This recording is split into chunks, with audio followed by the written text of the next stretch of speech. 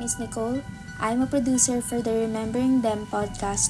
The podcast is a platform for people to share stories and memories of their loved ones who have passed away.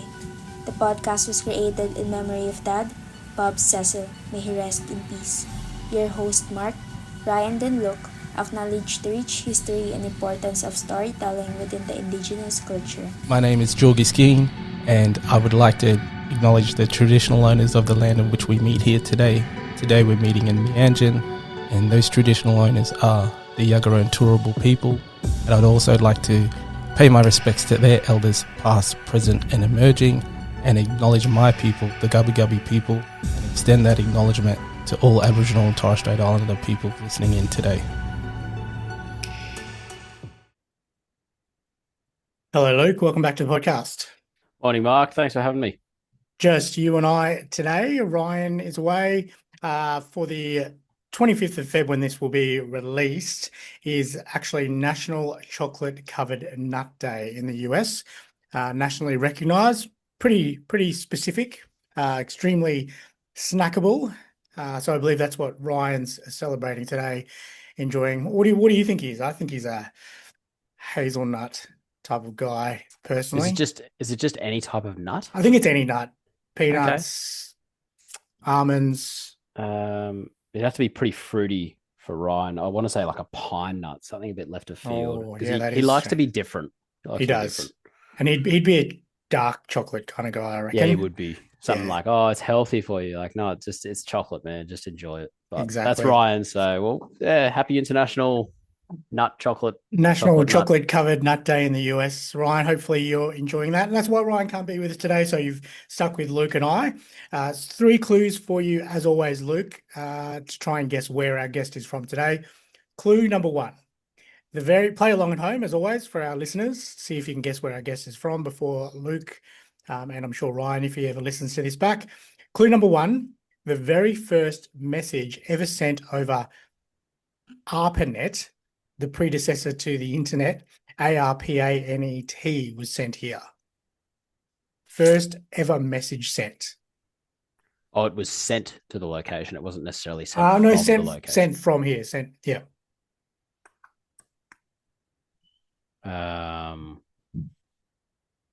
Tech heavy place. Yeah, I think the given is just like the California region, right? But I think that's a bit too easy. But yeah, go for it, mate. Lock that answer in. California, you're right. You're actually right. Great. Well done. The tech. I was wondering if the tech clue would give it away. The other clues, if you haven't got it at home, the other 2 clues I was going to give you, the world's first. Actually, I might keep it in the back pocket for future Californians. So well done, Luke. You got it first guess. Hopefully you didn't spoil it for anyone at home. They probably would have got that too after the first one. I'll ensure not to include any tech clues next time for California. Too easy. Santa Rosa specifically was where we are at today. It was transmitted. That message, first message was transmitted in 1969 from UCLA. Interestingly, so Santa Rosa is a vibrant city in northern California's Sonoma County, known for its wineries, redwood forests, and relaxed blend of urban life and outdoor beauty. It's also the historic home of cartoonist Charles M. Schulz, with tributes to Peanuts. Speaking of nuts, Peanuts characters dotted throughout the city. Today's guest is a full-time marketing lead for a real estate company and a single mum to her spirited 2-year-old daughter. While her free time is limited, she finds joy in baking, cooking, and anything creative, especially painting and journaling. She's also happiest outdoors, soaking up fresh air whenever she can. From Santa Rosa in California is Laura Young. So welcome to the Remembering Them podcast officially, Laura. Thank you very much for joining us all the way from California in the States. Yeah. Mm-hmm. Yeah, we mentioned in the intro a little bit about the city, and Luke, Luke and Ryan, who's normally here, get them to guess where you're from, and Luke got it straight up. So be interested to hear that back. Yeah. Wow, I'm impressed. And this is your first podcast, Laura. It is. Yeah. Amazing. I mean, I'm an avid listener, but I have never been on one. So this is kind of a treat. Drink for Welcome. us. Thank you. Yeah, thanks for taking the leap of faith. We're honored to be your first podcast. Pretty relaxed. Don't stress. You'll be totally fine. Right. And in saying that, let's jump straight in. If you want to tell us who we'll be remembering today, who we're talking about, and what happened to that special person. Yeah. So I would say, unfortunately, I have two people that come to mind, but predominantly I'll be talking about my husband, Kyle Young. He passed away March of last year, but there's so much overlap. My mom passed away of cancer in 2013 as well. So I'm sure she'll be mentioned here, but predominantly, yeah, I'm working through quite a big loss with my husband. We got married in 2022 and it was amazing. Fairy tale, anything you could have asked for. It was just like, we just bought a house and we had a beautiful wedding and we welcomed a brand new baby. And about 6 weeks after we welcomed our baby home in 2023, he started experiencing some really bizarre symptoms. Someone who would be, historically very athletic and fit and healthy and have a lot of energy, was completely depleted, no energy, wouldn't eat. And we just could not figure out what was going on with him. It was several months of, different, biopsies and all types of things. We had lots of specialists involved. And unfortunately, he was diagnosed with a incredibly rare form of kidney cancer called renal medullary carcinoma. And for all intents and purposes, he should have really never gotten it. He did not fit the mold for someone who would typically have this form of cancer.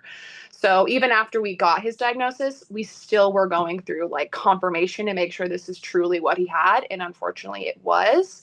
And because it was so rare, there was not a ton of treatment options. So I remember when we got his original diagnosis, I, of course, took it upon myself to just document or, research the prognosis.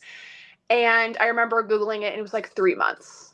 And I was like, oh my God.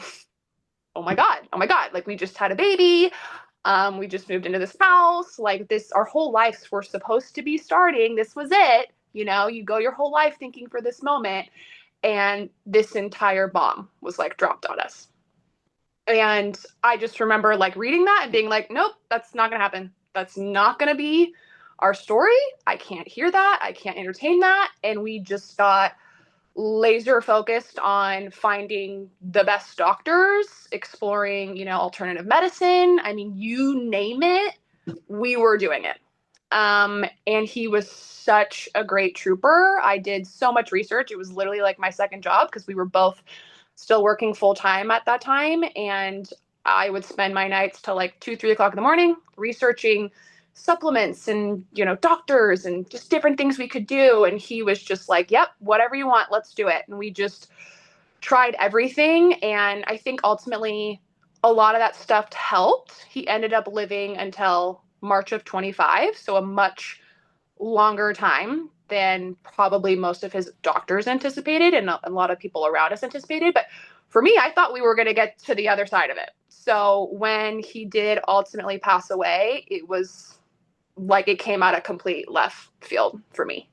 So working through that loss and now obviously raising our daughter, she's 2.5 now, by myself. Luckily I have a great support system, but yeah, it's been a lot. It's been a challenge. And so I'm just super grateful to be able to be on here and talk about him because he was honestly, I think everyone says this about their loved one, but like one of the most amazing people I know I'll ever encounter in my entire life.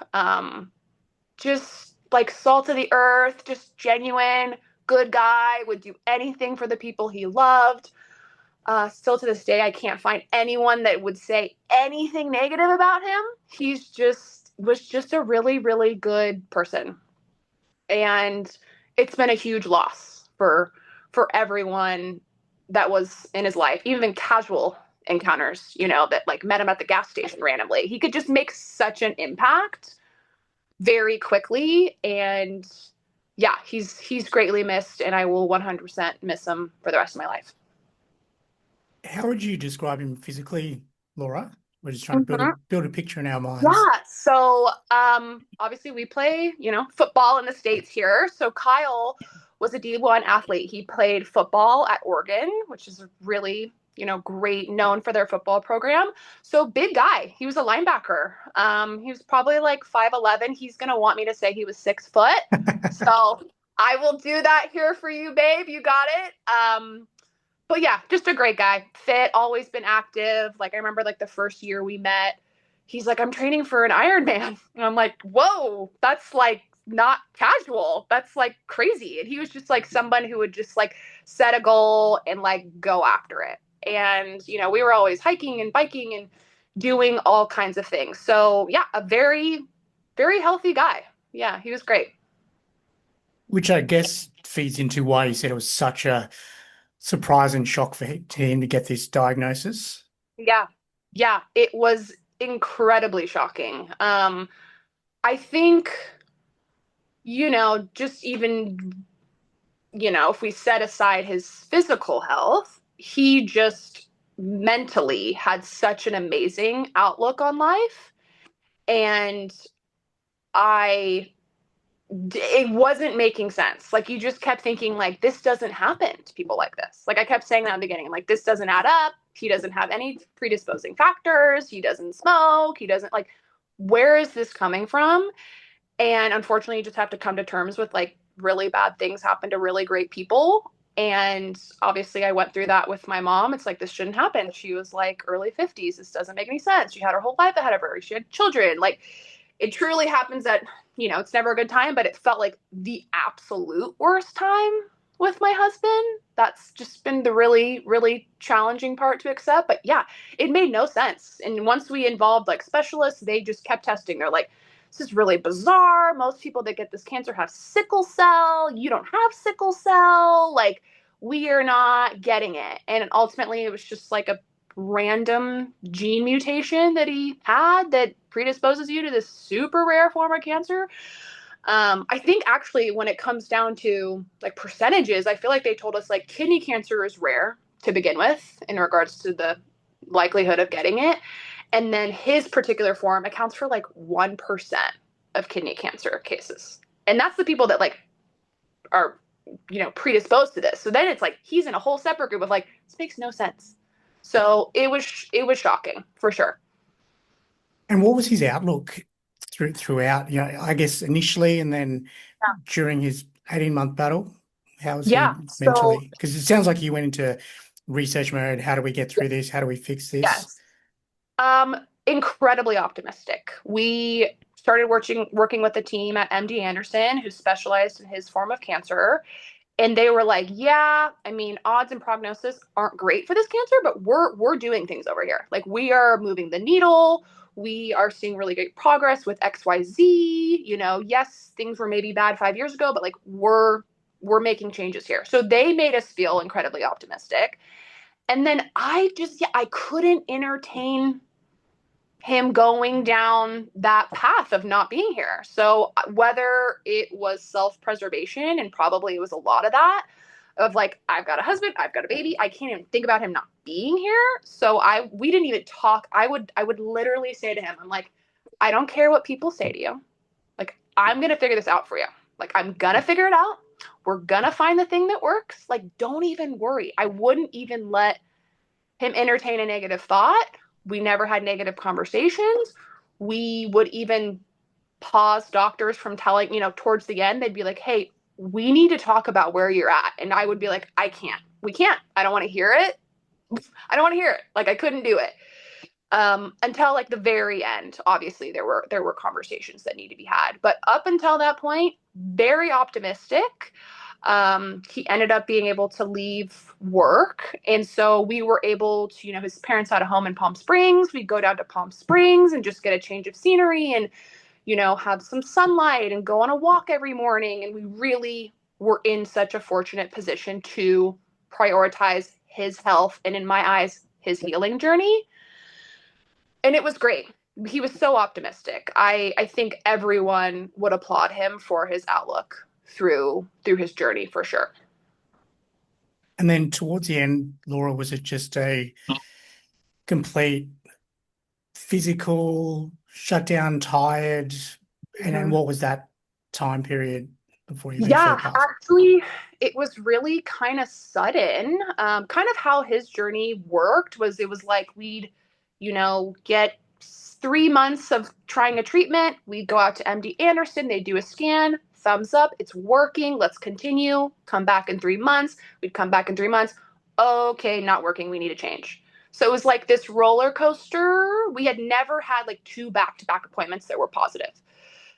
So we just luckily they kept having like little ways they could manipulate treatment and try something new. And we just kept holding on to that. And ultimately, after, he had done radiation, 30 plus chemo sessions. At this point, he had had one kidney removed.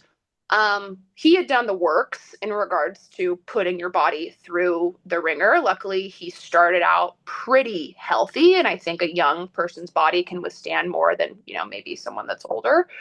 So we were lucky. We were starting at a pretty good baseline, but the body can only take so much. So by the time we entered like February of last year, we had gotten some pretty bad news about a scan. And that was we were getting towards the end of the line. They were like, we could try one other thing. It's not what we typically do for your cancer, but like we can try. And we kind of had that information. And at that time, I was actually exploring a completely like holistic alternative approach that was down in like Mexico. Cause I was like, we're at like the breaking point here. Like we've got to do something crazy because conventional medicine, like we're getting towards the end of the road. We can only go so far. So while we're exploring that, his doctors, at Stanford and MD Anderson are exploring what they can do. And I remember we went to this trip in Tahoe and it was the three of us and it was great. And we just kind of like regrouped and we're like, okay, like we kind of got some bad news, but it's fine.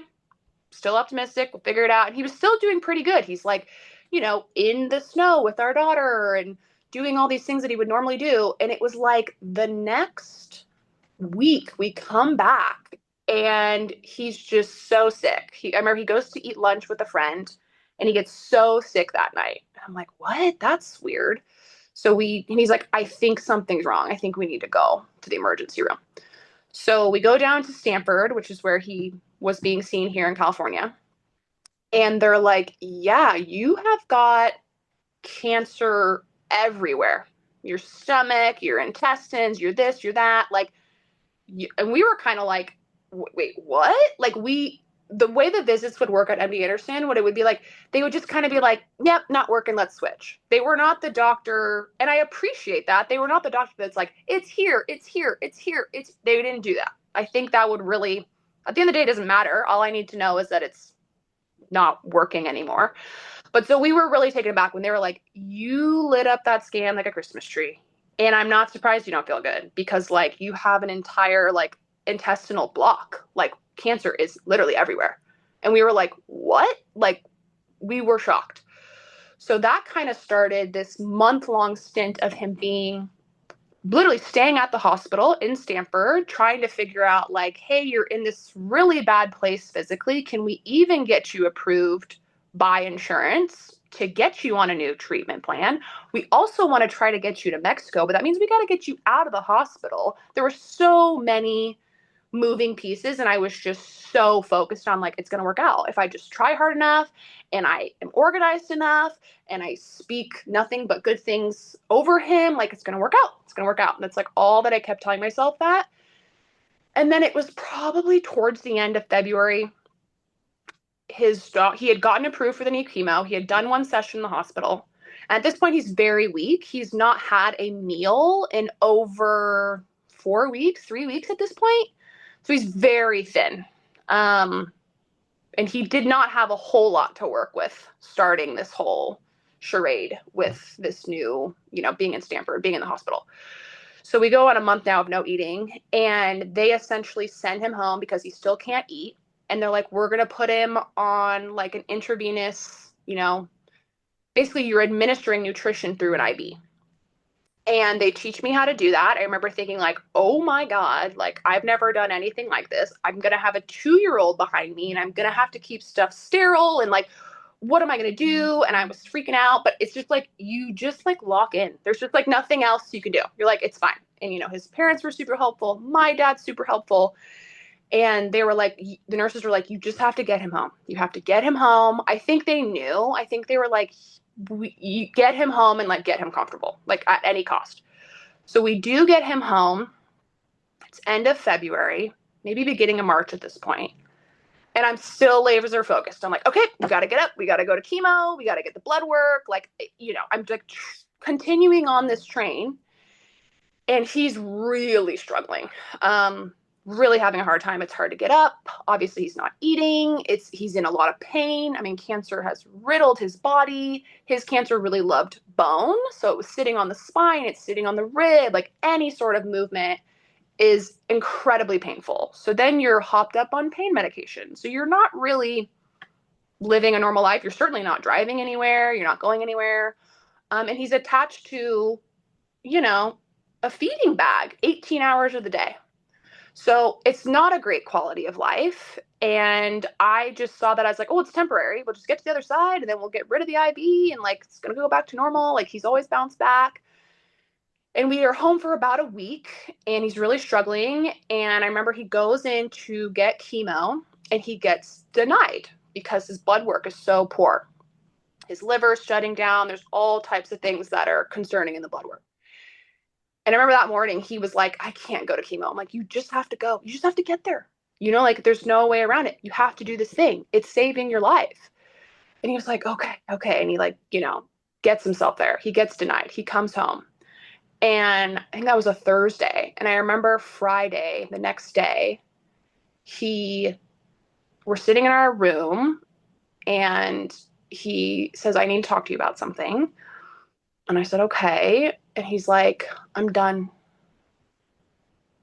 I'm like, what? He's like, I can't do this anymore. And I am like blown away. And I think everyone looking at my situation would be like, how were you surprised? And I don't know. I think you're just so focused and obsessed with saving this person that you love so much. I couldn't even entertain that it would not go the way that we wanted it to go. But I did tell myself from the very beginning, and I did tell him too, if there ever comes a time when you can't do this anymore, tell me and I will respect that because I know what it's going to take mentally for you to get there. And I don't even want to say give up. I don't even want to say throw in the towel. It's none of those things. It's just like mentally and physically, you can't do it anymore. Your body is like done. And after him going through, 18 months of that, and I, once I took a step back and was looking at the quality of his life, I'm like, I get it. This is awful. And the doctors are saying, like, there's nothing else we can do. Like, we're at the end of the line here. So it was an incredibly challenging conversation, but I didn't protest. I obviously knew he'd be leaving me, leaving our daughter, something I know he would never want to do and did not take lightly. But I just had to respect his decision. So he was on hospice for a week after that. We had an amazing, in-home hospice team. And I actually feel fortunate, that the time on hospice was short because at least for my husband, once he made the decision to be in hospice, he was done. And he was like, how do we get started? How do we be done? It's almost like once he had mentally checked out, he's like, I'm done. I'm done with Earth. I'm out of here. And we had some really beautiful conversations. He got to have some really amazing conversations with his parents. He got to say goodbye to a lot of his friends. I've never been through that situation, but the way that he handled himself in his final days, like, beautiful. Probably the most beautiful experience I've ever had. The most challenging for sure. I will definitely be probably in therapy for the rest of my life, just having gone through his final hours with him, watching somebody go through that. But it was beautiful. And I feel incredibly honored that I got to, usher him through his final phase of life.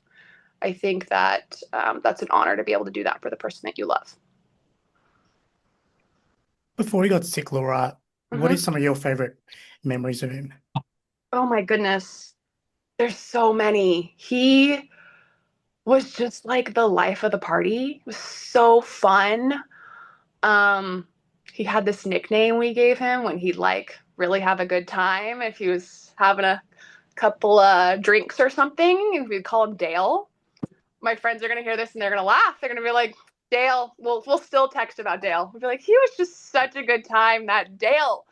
But Kyle alone, obviously, was just incredible and thoughtful. And I mean, there's so many memories over the years. Trying to think of like a few, but I think watching him with our daughter was like the best thing ever. Even when he was sick, we always like made a point to like be home for bedtime, put her in the bath. Like, you're crouching over the bath with a little baby, and I can tell he's like in pain. And I'm like, hey, you don't have to, I've got this, like, don't worry about it. He's like, I'm going to be here. I want to do this. I don't care. He was like, it didn't matter how he was doing. He had to be there for her. And so, though he did not have nearly enough time with her, he was such a great dad.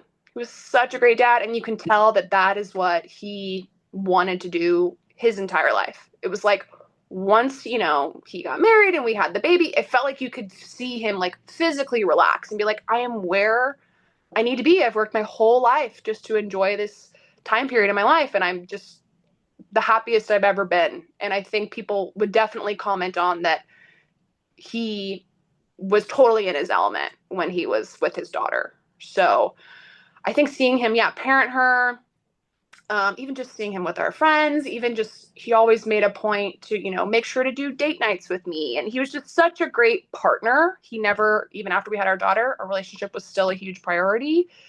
Very thoughtful, like just so fun, and charismatic. And just, I think a really unique thing about him is like, it didn't matter your background, what you were into, what the color of your skin was, your socioeconomic background. It didn't matter. He was going to find something that he could talk to you about.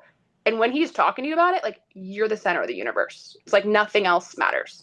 And it could be the clerk at the grocery store. Like, he's going to get there with you. And it's a really kind of like magnetic personality trait that you do not experience a whole lot. So I just felt, special to be in his world at all and get to see him navigate his life. It was really special. He was a special, special person. Is there something that he used to say, Laura, he, Kyle, or even he, Dale, would say that reminds you of him? A quote or a saying or a phrase? This is a paid partnership with BetterHelp. Hey Luke and Ryan, life gets heavy sometimes, especially when grief hits. For me, that weight often shows up as anxiety. Yeah, it's not always one big thing. Sometimes it's just life piling up, work, relationships, trying to hold it all together. Suddenly, I'm anxious and don't know why. Totally. I used to think anxiety meant panic attacks, but for me, it's more like overthinking every choice or feeling like I'm never doing enough. And it can even hit on good days. Out of nowhere, I'm spiraling over things that haven't even happened yet. It's easy to feel alone in it, but you're not. That's why we're talking about our paid partner, BetterHelp. BetterHelp connects you with credentialed therapists who can help manage anxiety and more. Most people go to BetterHelp for anxiety, and 69% feel better after just 6 weeks. Getting started is simple. Fill out a quick questionnaire and get matched with a therapist. If it's not a fit, you can switch at any time. Their support team is super responsive, and with over 7,000 reviews and a 4.3 Trustpilot rating, it's a platform you can count on. So let BetterHelp help manage your anxiety so it doesn't manage you. Click the link below or go to betterhelp.com/rememberingthem for 10% off your first month. Man, I know his friends are. There's two that come to mind actually. So Kyle is so funny. He would always say like, he's a guy's guy, right? So it's like we're doing the dirt bikes and we're golfing and we're doing all the things in the bike ride. I remember when I first met him, I'm like, you do every hobby. Like, this is crazy. I remember going into his garage and the fishing poles and like there's everything. And over the years, like, he'd always be like, you're the guy, you want to do the cool thing. And he'd always be like, if you do something cool, he'd be like, that's tight, right? That's tight. That was tight. Like, did you guys see that? That's tight. Like, and so we always had a running joke that like, he'd always say it's tight. It's just so funny. And then another one, just like more of an inside joke with our friends. Also love to eat, big eater, big sweet tooth. Him and I both had that in common. He'd always say, it's tasty. It's so tasty. And so it's just like those two is so random and so silly. But we still, I'm still on a group chat with all of our friends and we'll randomly just say, it's tight, right? And it's just like, that's the first thing. That's such a Kyle thing to say. And he was just so laid back, had such a zest for life. And kind of the mantra that we have taken on since he's passed is live like Kyle. Because if we even just took in one thing that he did, encapsulated in his life and brought it into our own worlds, like, A, the world would be a better place. And I think we'd all be a lot happier. So we all strive to, operate a little bit more like he did every day. He was great. If there was one thing, Laura, to get a that's tasty out of Kyle, what do you think what would the meal be? Oh my gosh, good question. He was a simple guy too. His mom used to always make, like, on his birthday, funfetti cupcakes, funfetti cake. He was just such a kid at heart. I remember when he was telling me his favorite cake's funfetti. I'm like, isn't that for like 6-year-olds? Like, we'd always go to like Froyo and he's putting like the gummy bears and all that. I'm like, what? I am married to a 6-year-old. Like, we're still eating stuff like that. And he just didn't care. He's like, it's so good. It's so tasty. I'm like, okay, my guy, it's your world. I'm just living in it. But that was so him. Like, so young at heart. Such just a kid. Never grew up. I mean, grew up and matured in a lot of the ways that he needed to, but always kept that spirit of just like having fun, and always had a smile on his face, had the biggest smile on his face, was known for his smile, his laugh. It was just a happy guy. Super happy guy. The cool memories and really cool in-jokes that you and the friends can have to, keep his memory alive. And in that vein, are there things that you and the friendship group or your family and even you with your daughter will do to keep his legacy alive?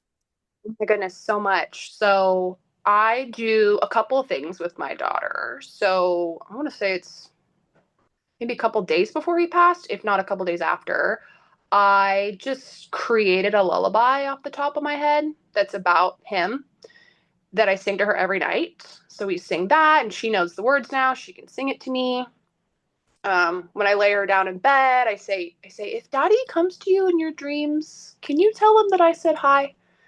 And she always goes, hi, Daddy. So he's very much a fixture. I think, to be honest, whether you believe in this stuff or not, I think he visits her. I think he has a direct line of communication with her. I totally think she sees him. I will hear her talking to him.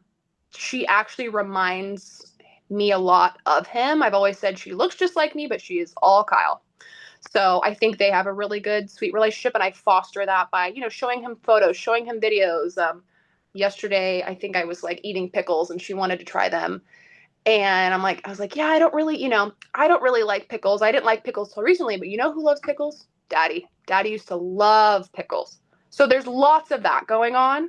And then, keeping really close relationships with Kyle's friends that have become my friends over the years too.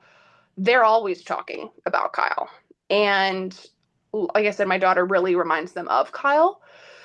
And then we have, relationships with Kyle's parents. She sees Kyle's parents all the time. There's pictures of him in our houses and we have video. I mean, thank God the phone drives me a little nuts how connected I am to it, but I'm so glad I have all these photos and all these videos that we have our wedding video that I can show to her when she's older. So we are doing definitely a lot to keep his memory alive. I am very transparent with like my situation on my Instagram. I know that, I've had like tons of people reach out to me and be like, thank you for sharing. I was sharing it from when he was diagnosed. So just being transparent about, young people getting cancer and being hyper aware that it can happen to anybody.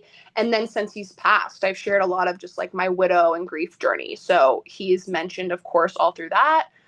And we have lots of plans for the future of like whether it's doing, a walk for him in his honor, or a golf tournament as an honor. His cancer was very, very rare, so there wasn't a lot of funding for treatment options. So being able to do something that contributes to the research of that particular cancer, renal medullary carcinoma, would be amazing. It would be so amazing.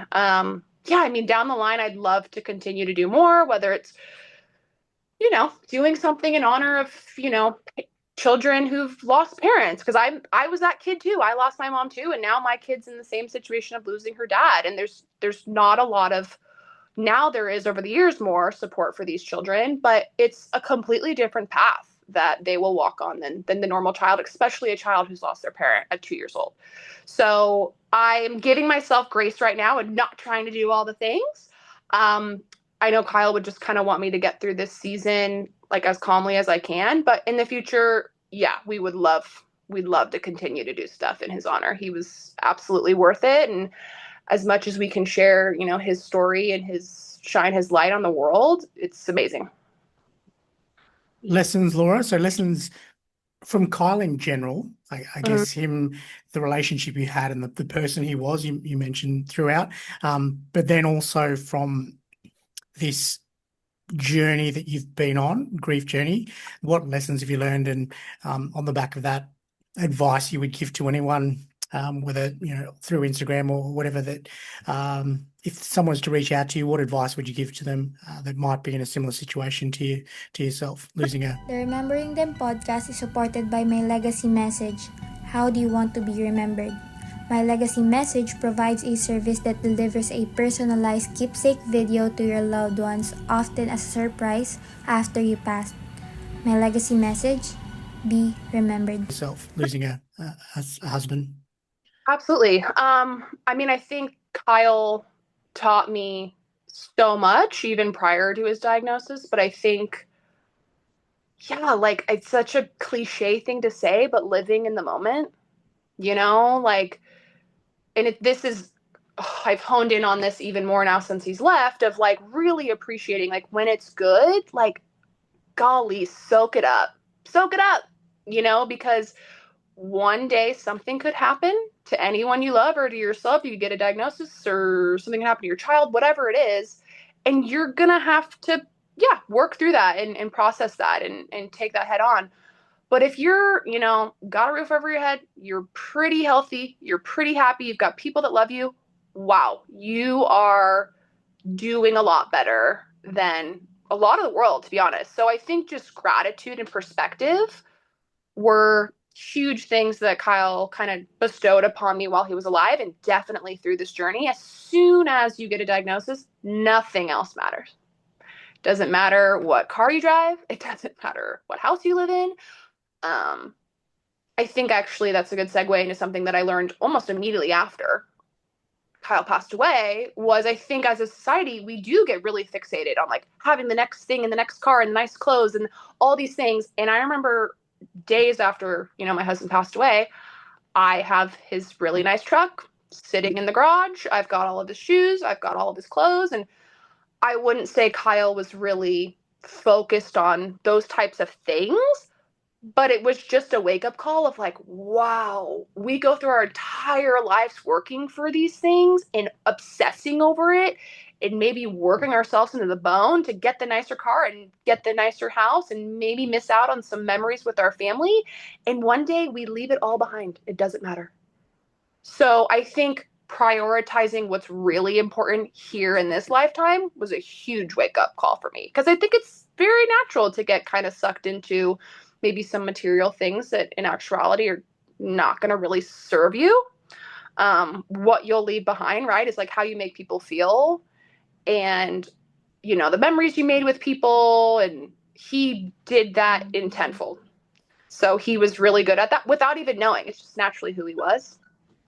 And then I think kind of the biggest thing that I hope people can get from my story, or if they stumble upon like my Instagram, and maybe this is a little probably jarring and it's not something, that people want to talk about. I do think, death and grief is very taboo, especially I'm a 32-year-old talking about it, they would say, like, this is not the natural way. You're not supposed to lose your husband at 32. I totally agree.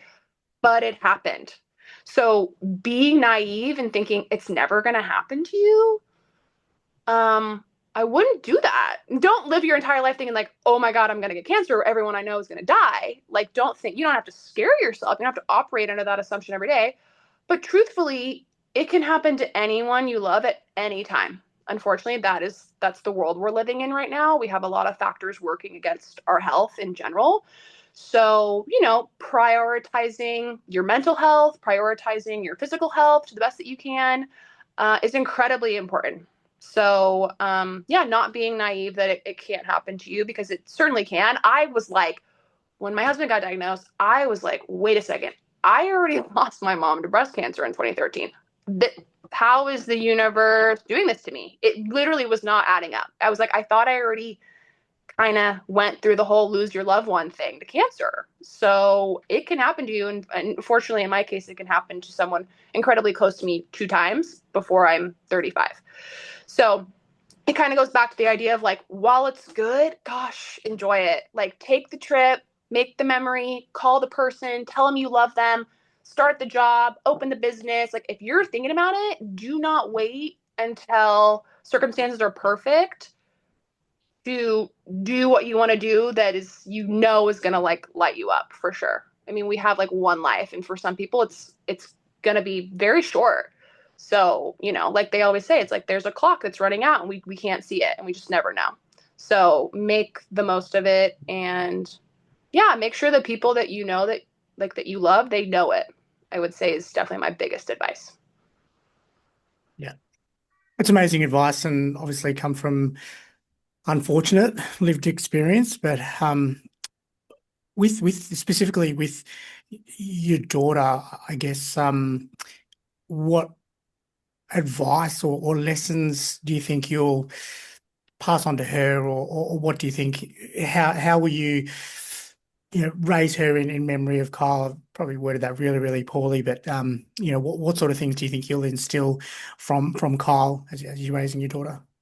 Yeah, I think something Kyle was really good about, and again, this is, not everyone can do this, but Kyle always had like something to look forward to. So we were always, whether it was like a dinner reservation later in the week, or we were going to, doing a little weekend trip, or we were, going on a trip as a family, or whatever it was, we always had. And I actually think that really helped us get through his diagnosis. Was like, gosh, yeah, we got to get through 3 weeks of chemo, but we're going to XYZ, or we're going to take Charlie to see Santa, or that's our daughter. So whatever it was, have something to look forward to. And I 100% will prioritize that in her life for sure. I mean, when I think of my own childhood, a lot of the best memories I ever had were, going on family vacations. And, it doesn't have to be anything crazy. My family's gone camping every single year, or we've gotten together for Christmas, or whatever those traditions are, or ways that you're getting together, whether it's your immediate family unit or your extended family unit. Like, family is everything.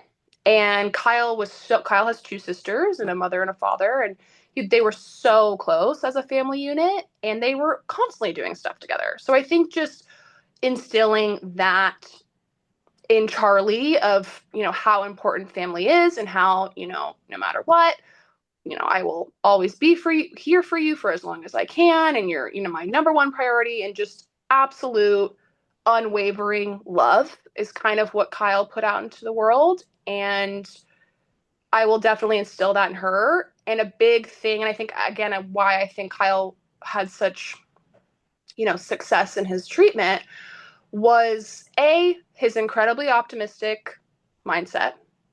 I'd love if Charlie got that, definitely just like a glass half full kind of guy. And gratitude too.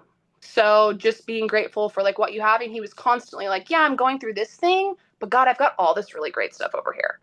Whereas like everyone in his position who was diagnosed with stage 4 terminal cancer right off the bat, like a lot of people could just sink into that and get really depressed. And he never did that. So just kind of being as optimistic as possible, regardless of the circumstances.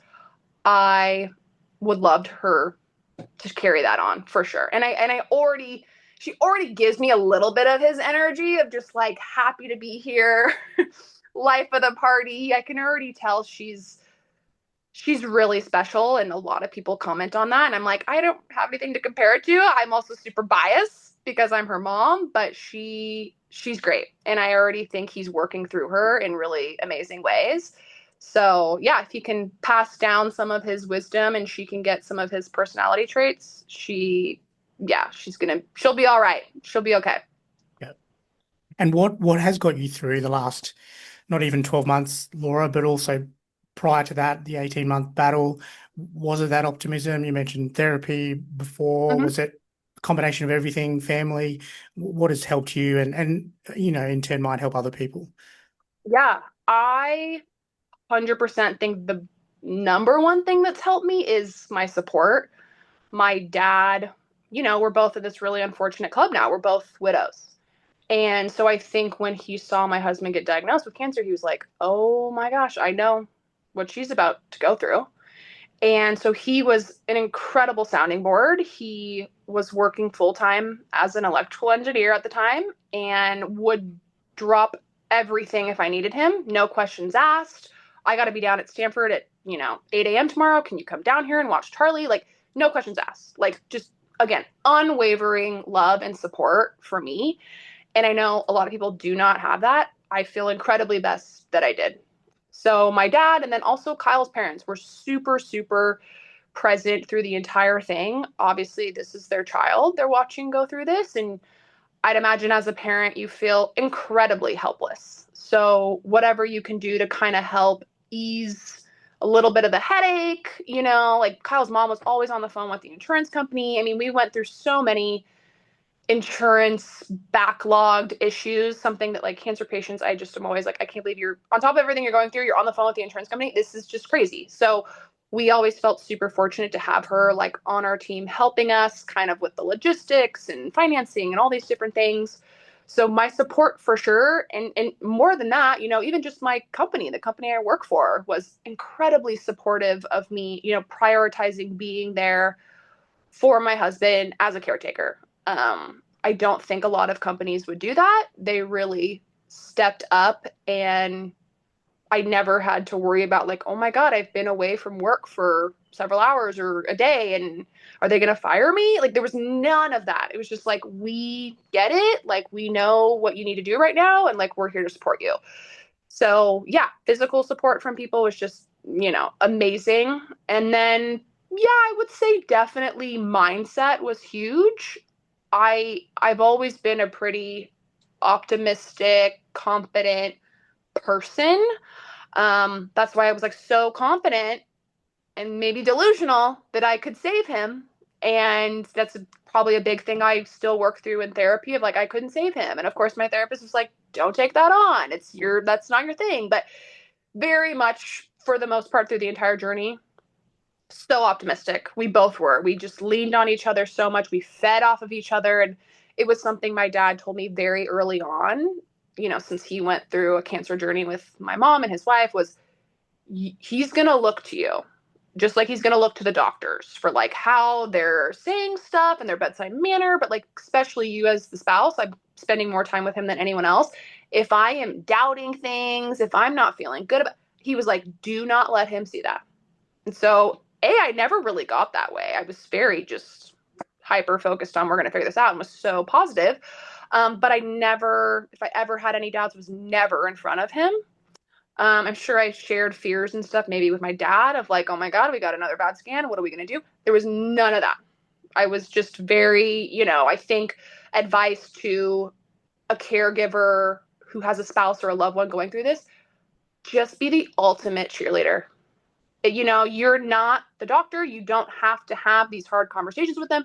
You don't have to figure this out. You are just there, at least in the beginning, to support them and root for them. And just, they're going to need you like so, so much. So that was something I really tried to do. And I do think I get a little bit of my mindset probably from my mom. So my mom went through 2 bouts of breast cancer, ultimately passed in 2013 after like an 8-year treatment plan. but was diagnosed terminal when she originally got her second diagnosis. But yeah, made it 8 years, which is pretty incredible. And she was so positive. And I remember like asking her, I'm like, how are you this, like, how are you doing this? Because like, I feel like most people like would just be so depressed. And she's so like matter of fact told me, she's like, but it's a choice. And I was like, what? She's like, I choose happy every day. Like I can choose this. And I was like, that's crazy. It hadn't even dawned on me. It was just, was operating this world of like, when bad things happen to you, you are depressed, you are sad. It's that simple. And hearing her say like, yeah, I could go that way, or I could choose to live in this world where I'm optimistic, where I'm happy, where yes, I have bad things happen to me, but I can still enjoy my life. I can still make memories. Like there's still so much life to be had, even operating in this unfortunate circumstance. So I think I definitely leaned on her and her mindset once I went into my own journey with my husband. I think having gone through what I went through with my mom really, even though I was certainly not as close to it, she wasn't my spouse, but it really prepared me to be, the ultimate cheerleader and caretaker for my own spouse. Yeah, that makes sense.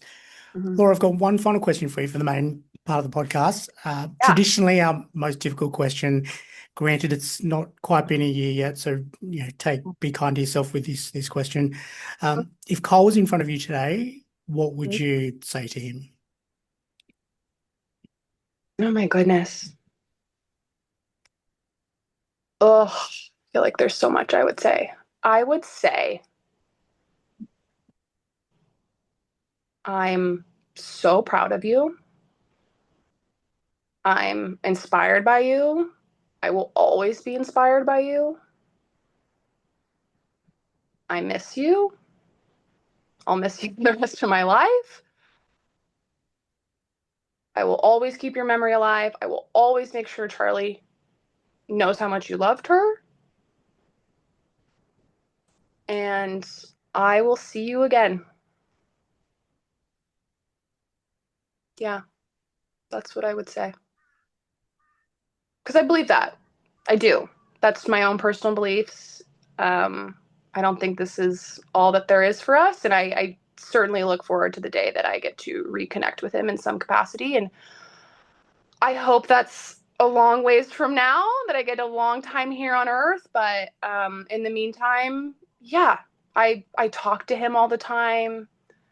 He's always on my mind.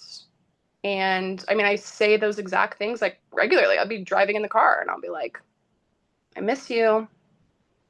I keep that line of communication open constantly.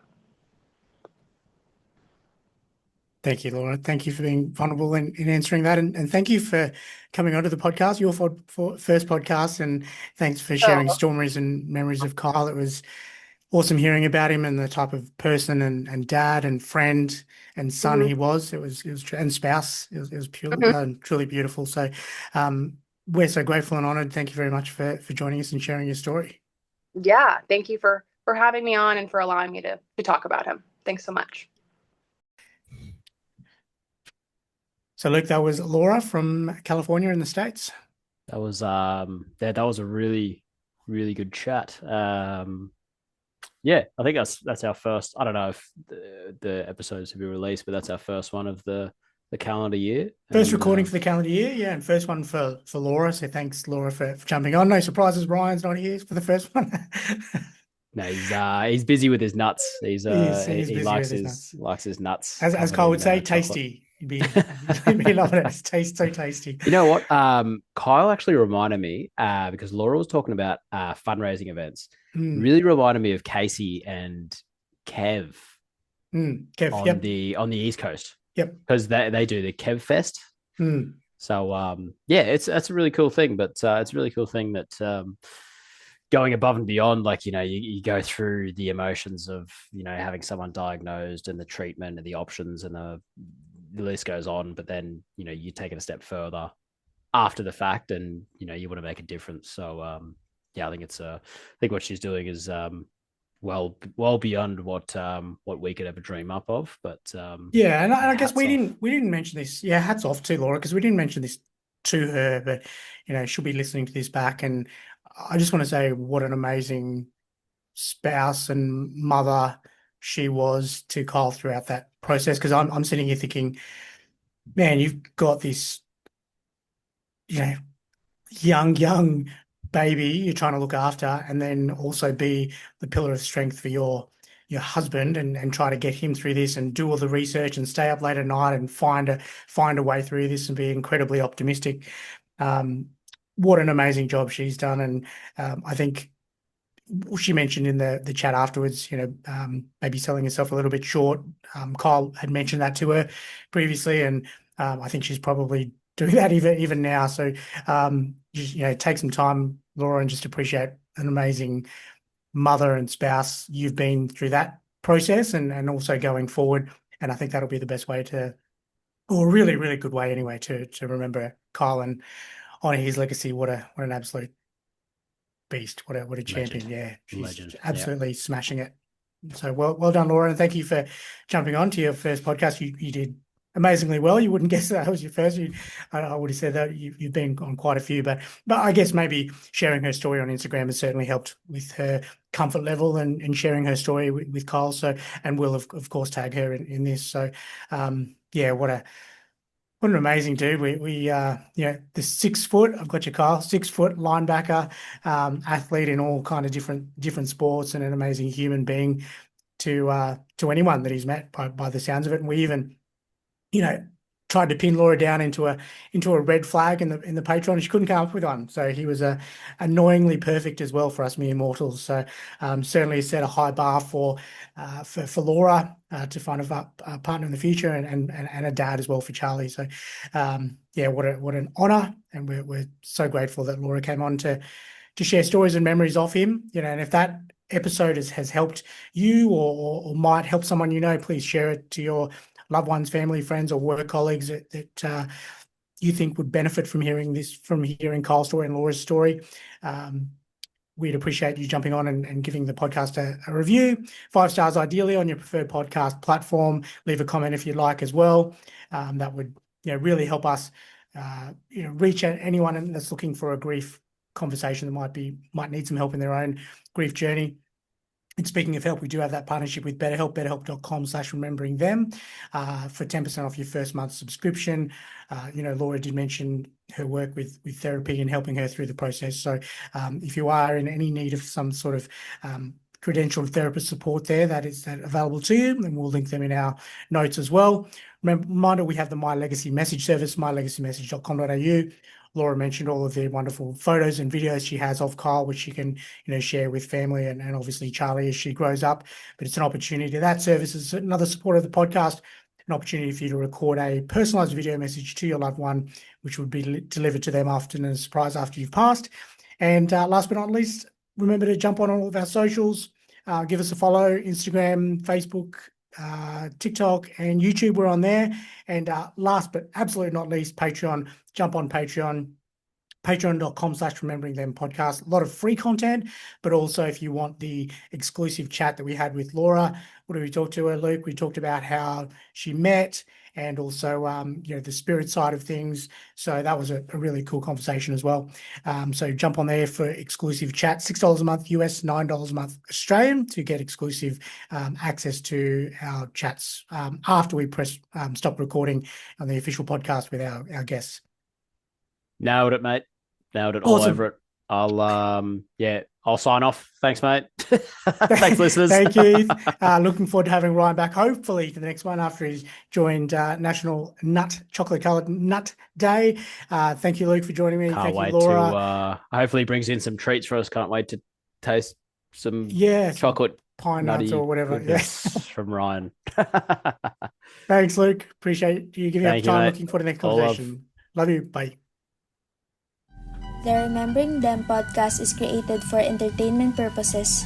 Mark, Ryan, and Luke are not licensed mental health professionals. If you would like to discuss your mental well-being, several resources are available in Australia. Information about these services are available in the podcast notes. Please take the time to contact your loved one today and tell them how much you appreciate and love them.